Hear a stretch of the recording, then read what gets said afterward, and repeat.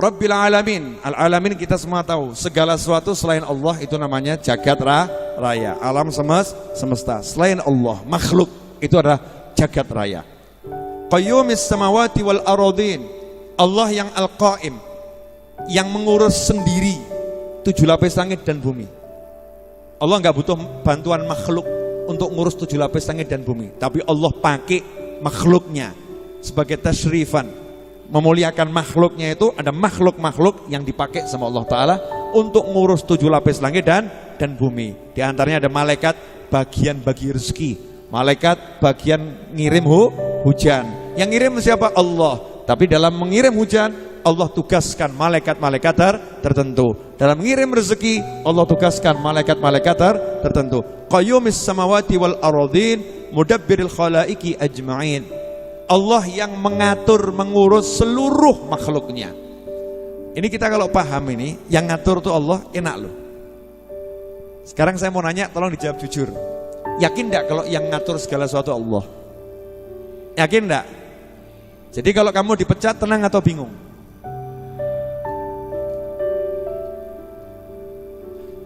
Kamu sudah berjuang, kerja sebaik mungkin, usaha sebaik mungkin, syariat sudah dijalankan, zikir wirid tidak pernah ditinggalkan. Tiba-tiba dipecat tanpa pemberitahuan, bahkan dalam surat itu ada kalimat tidak terhormat. Itu menyenangkan atau menyakitkan? Menyakitkan, ya, menyakitkan. Kalau kita paham yang ngatur jagat raya ini Allah Subhanahu wa Ta'ala, santai, tenang. Allah lagi ngatur sesuatu ini. Allah punya rencana buat saya. Memang saya belum tahu rencananya Allah. Saya belum tahu rencananya Allah, tapi saya yakin kalau Allah yang ngatur segala-galanya. Tugas saya prasangka baik, berarti Allah akan menjadikan saya bos. Tampaknya sudah tidak layak saya jadi karyawan. Sudah tidak layak jadi karyawan. Pulang ke rumah wajahnya tersenyum bahagia. Istri nanya, ada apa mas? Baru dilantik sama Allah untuk jadi bos. Maksud lu? Maaf yang, kamu pengen aku selamanya jadi karyawan atau aku jadi punya karyawan? Ya pengen sih kamu punya karyawan, tapi sadar dong mas. Model-model seperti kita ini kapan punya karyawan? Loh, kamu percaya nggak sama Allah? Oh percaya sama Allah Ta'ala. Saya yakin sama Allah Ta'ala. Kata istrinya, ya udah kalau yakin tunggu saja tanggal mainnya. Ya kapan mas? Sementara tanggal main nggak jelas, hutang jelas nih mas. Istri ngomong macam-macam, dia nyantai. Mam, kalau nggak percaya simak YouTube-nya Habib Novel. Allah yang mengatur segala-galanya. Iya itu mah Habib Novel. Kamu siapa? Setan bekerja saudara-saudara. Ini yang model begini setan bekerja, bisikin itu Habib Novel, itu Syekh Fulan, itu Kiai Fulan. Kamu mah siapa? Yang ngomong begini setan. Tapi kamu jangan bilang istrimu kamu setan loh. Jangan. Perang itu nanti. Kamu pahami saja ini cara kerja setan. Yang ngatur Allah Ta'ala, yang ngasih Allah Ta'ala. Yakin itu, percaya itu. Tatap dengan optimis. Allah akan angkat aku jadi bos. Buktikan pada istrimu. Dik, iya. Mulai hari ini aku tak mau jadi karyawan lagi. Terus mas, ya jadi bos. Nah, kapan kerja? Namanya bos masuk kantor terserah. Pusing istrinya. Aduh, daripada aku stres ngurusin suami, silakan mas dengan fantasimu. Awalnya dicibir ya. Kemudian jam 12 siang. Dek, ya. Ayo ikut kemana? Loh, udah namanya ikut bos, tenang saja. Rupanya suaminya udah mendaftar pengajian satu kota yang ada makanan di situ. Masya Allah. Dek, kena, saya mau traktir kamu. Ngapain? Dapat pahala, dapat makanan. Kalau Jumat malam Majlis Ar-Raudhah. Oh iya, mulai didata sama dia ini ya. Kalau hari ini di sini, hari ini di sini nih. Udah, kita ngaji tiap malam, bebas kita dapat makan. Ajak anak, Masya Allah, ajak pembantu sekalian. Jadi kita bisa makan gratis, dapat ilmu, dapat roti jangan dimakan. Kenapa? Jual ke tetangga. Masya Allah. Otak udah mulai otak bos ini ya. Bisnis otaknya. Luar biasa ini. Silahkan dipraktekkan saudara-saudara. Nah ini orang kalau optimis itu nggak pusing gitu loh. Nyantai hidupnya. Dia tahu Allah yang ngatur. Jadi nggak pernah berpikir buruk. Semua yang terjadi dia pikir itu baik, walaupun tampaknya buruk. Nah seringkali kita tuh nggak yakin dengan yang kita kerjakan, ya, nggak yakin dengan kita kerjakan. Kita lebih yakin yang dikerjakan orang lain. Contoh, ini yang banyak beredar di WhatsApp, ya di Instagram. Ada gambar orang gali tanah, terus menemukan berlian. Yang di sampingnya juga gali tanah. Begitu lihat yang satu dapat berlian, yang dapat berlian pergi, yang gali tanah itu pindah gali ke tempatnya temennya yang dapat berlian. Ya gak dapat. Padahal di balik tanah yang lagi dia gali tadi, di bawahnya ada berlian. Paham maksudnya enggak? Ya, itu karena dia lihat orang lain gak percaya sama yang sedang dia kerjakan, gak mensyukuri posisinya, tempatnya, akhirnya lelah. Rezeki itu ada jatahnya sendiri. Tapi kamu syukuri posisimu, apapun itu pasti enak. Saya kalau mau bab ngeluh, misal harus ngeluh gitu ya, alhamdulillah gak bisa ngeluh. Kalau harus ngeluh, ini jam segini hari Jumat harus ceramah di depan Anda semua. Betul kan? Padahal tadi ngantuk loh. Bener loh. Ngantuk, capek, pengen tidur ya. Baru rebahan sebentar. Lihat CCTV. Oh hati-hati bro, CCTV di mana-mana di sini. Ya buat relawan maksudnya. Duh, udah penuh nih jamaah nih. Jamaah udah penuh, harus ngajar ini. Harus ngajar. Ini kalau bab ngeluh, ya kalau bab ngeluh, nggak bisa gerak. Sebentar diundang ceramah sana, harus ceramah sini. Itu kalau orang mikir waktunya habis untuk ceramah, ngeluh akhirnya. Gara-gara jamaah pengajian, saya akhirnya tersiksa. Tak punya waktu untuk diri sendiri, gak bisa hidup tenang, gak bisa makan enak. Baru mau makan, datang tamu. Baru mau rebahan, datang tamu. Kapan aku hidup tenang? Naudzubillah min dzalik. Ini kalau posisi penceramah mengeluh kan ya kebangetan toh ya? Kebangetan. Tapi kalau orang melihat dengan mata syukur, alhamdulillah, ya Allah, alhamdulillah. Gak usah saya cek ya. Jakarta, yang dari Jakarta ada di sini, angkat tangan coba, Jakarta. Tuh, ya, Bali. Nah, tuh pojok ada dari Bali itu ya. Bandung. Ah, tuh. Ada Mas Riza dari Bandung. Orangnya di belakang kelihatannya ya. Yang di TV juga angkat tangan. Enggak kelihatan ya. Oke. Yang dari Sukarjo. Ya, Boyolali. Klaten. Wonogiri. Ponorogo. Oh, ada Jin kelihatannya. Loh kamu nggak lihat, saya nggak lihat, cuman nggak kira-kira atau ya nggak percaya, buktikan sendiri gitu ya. Ya, Surabaya. Oh, di Surabaya. Mana lagi nih? Semarang. Surabaya. Semarang. Tuh. Masya Allah kan dari mana-mana banyak. Coba kalau malam ini saya disuruh pergi ke Surabaya, saya disuruh pergi ke Jakarta, saya disuruh pergi ke Bali, saya disuruh pergi ke Semarang, saya disuruh pergi Wonogiri, Sragen, Boyolali untuk ceramah. Bisa nggak? Nggak bisa. Saya suruh datang ke rumah Anda satu persatu. Kewajiban nyampaikan ilmu, datengin satu persatu rumah orang, ketuk rumah orang. Assalamualaikum mas, iya, jangan nonton TV mas, yuk ngaji sama saya mas. Perang saudara-saudara. Stres, sian ya. Habib Novel stres. Betul kan? Alhamdulillah Allah Ta'ala mengumpulkan Anda di sini, dibuat gampang. Ke tempat Habib Novel, ayo ke Masjid Ar-Raudhah. Udah pokoknya ngaji di sana, datang ke sini. Saya tinggal turun dari tangga atas, duduk di sini, disiapkan kok kopi, pegang mic, didengarkan orang sekian banyak, belum lagi yang di dunia maya, kemudian panen pahala. Kurang ajar bener kan ya? Alhamdulillah, ini kan anugerah yang luar biasa, nikmat. Makanya kalau kita lihat dari sisi nikmat, itu selalu nikmat. Kalau mau lihatnya nggak enak, apapun sisinya pasti nggak enak. Bu, punya suami ganteng kaya raya, nikmat atau azab? Bu, ibu, punya suami ganteng kaya raya, nikmat atau azab?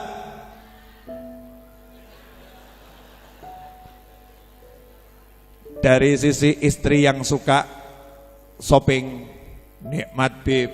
Kenapa? Ditinggalin ATM dengan saldo unlimited. Keren. Sisi istri suka shopping, betul kan? Dari sisi istri pencemburu, azab Bib. Kenapa? Ya gimana Bib, jalan dikit dilirik orang, duit banyak, wajah ganteng, ngapa-ngapain juga dia bisa. Stres Bib, dikit-dikit saya cek handphonenya, dikit-dikit saya tanya dia ada di mana. Begitu ada kudung merah ngikutin, saya kejar itu Bib. Buat istri model begini, nikmat atau azab?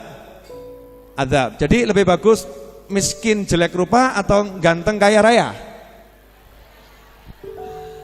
Loh, kalau miskin jelek rupa gitu kan istrinya nggak cemburu, betul kan ya? Mas siapa yang mau sama kamu?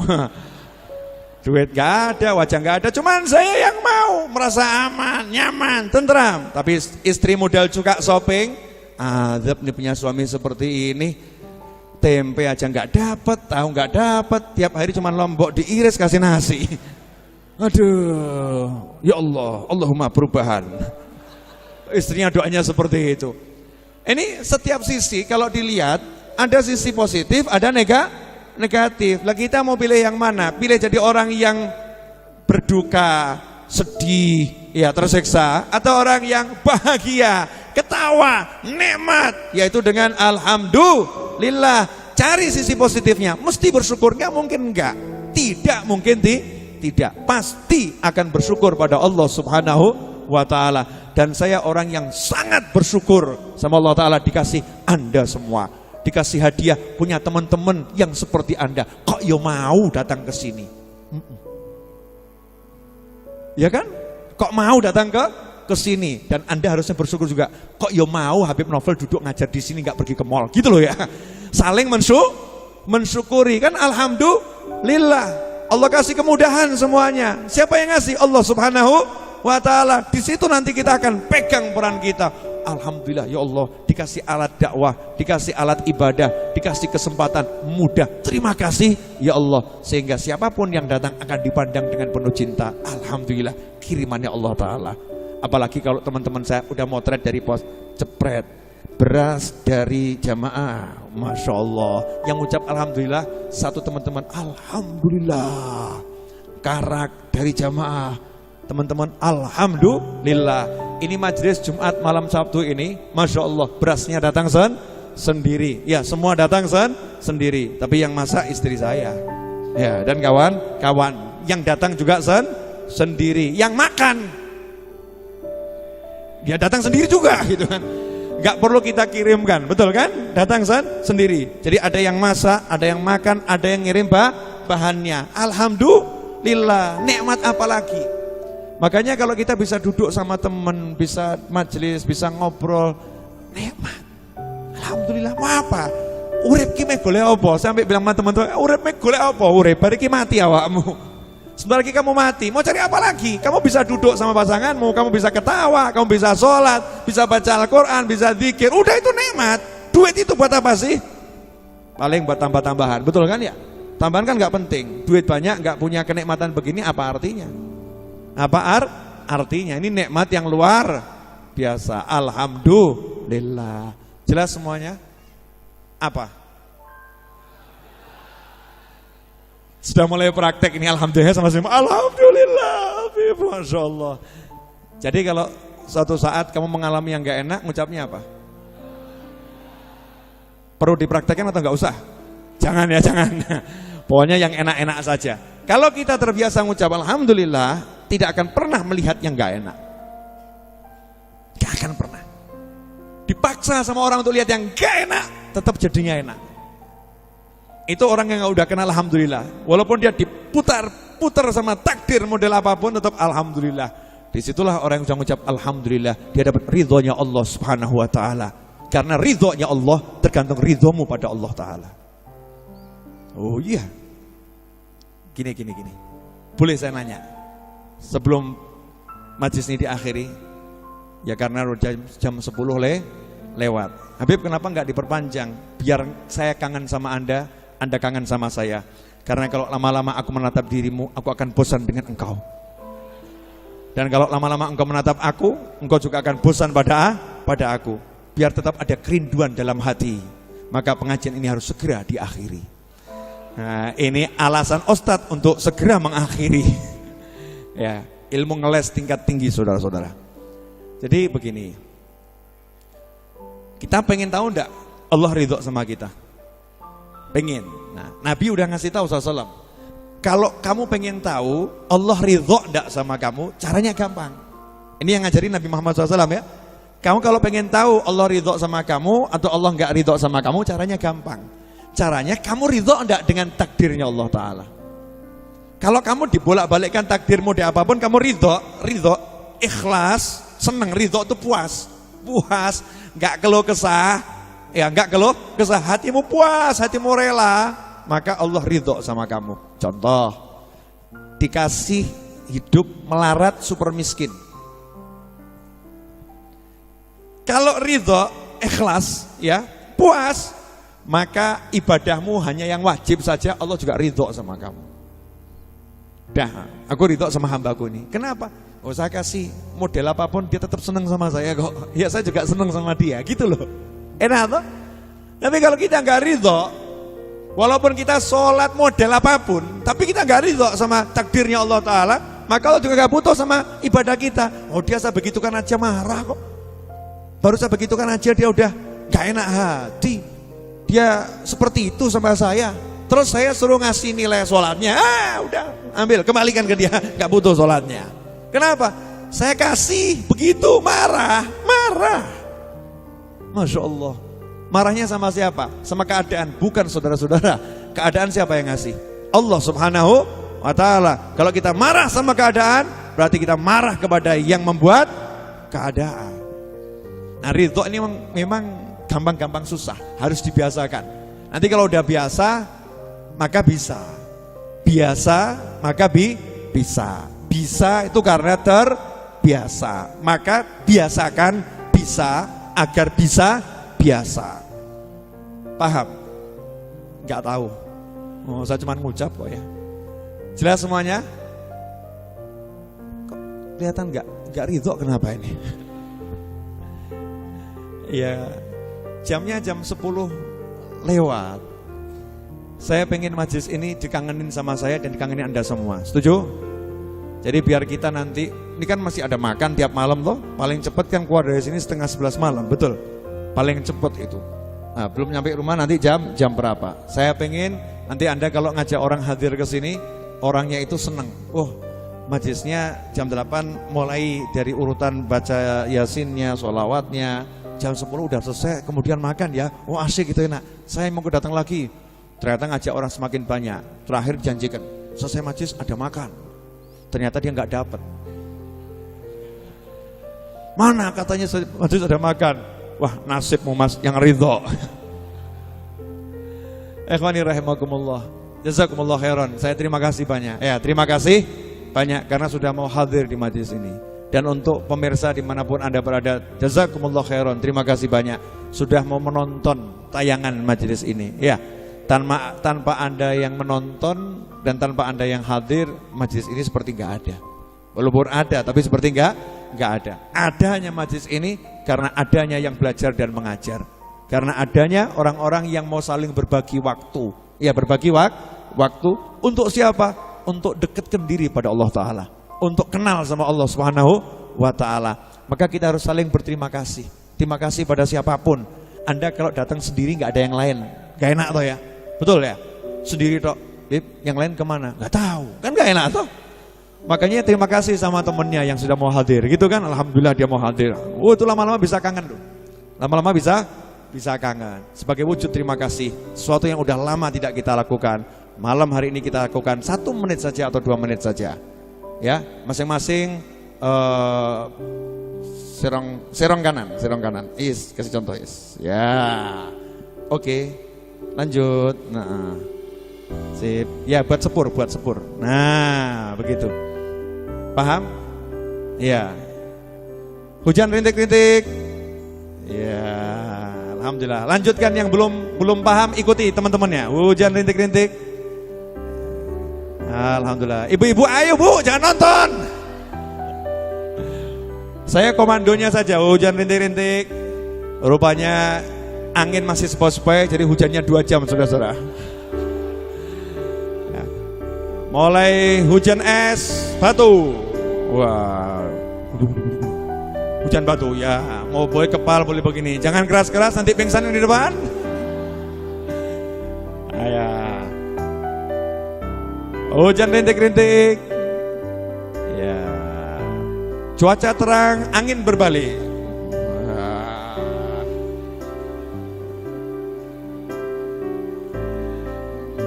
Hujan rintik-rintik. Alhamdulillah, pijet gratis. Alhamdulillah. Biasanya yang bersyukur di akhir nih waktunya lebih lama. Jangan iri dengan rezeki orang lain ya. Hujan es. Masya Allah. Menyenangkan, alhamdulillah. Wajah-wajah bahagia tampak walaupun dipukulin saudaranya. Hujan rintik-rintik. Hujannya reda, kembali pada posisi. Alhamdulillah. Seger, melek, lapar. Tak kirain laparnya hilang, ternyata tambah lapar ya. Biasanya habis dipijit tambah lapar. Nah ini cara kita mensyukuri teman kita, biar saling sama temannya bisa berterima kasih. Saya ucapkan jazakumullah khairan katsira. Terima kasih banyak. Mudah-mudahan kita bisa terus belajar dimanapun berada.